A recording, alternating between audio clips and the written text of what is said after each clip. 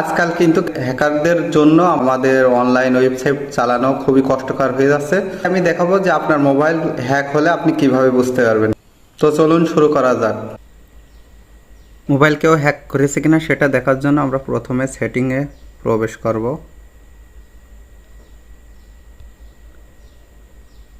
Scroll down করে safety emergency tap করব।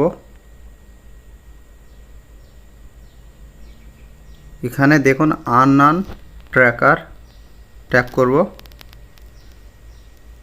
Scroll down করব। নো ট্র্যাকার অ্যালার্টস, এখানে দেখুন কেউ আমার মোবাইলটা হ্যাক করেনি, কারণ এই জায়গায় অ্যালাউ অ্যালার্টসটা আমি অন করে রাখছি। আপনারা কি করবেন, এই অ্যালাউ অ্যালার্টসটা অন করে রাখবেন। অন করে রাখলে তাহলে কেউ আপনাকে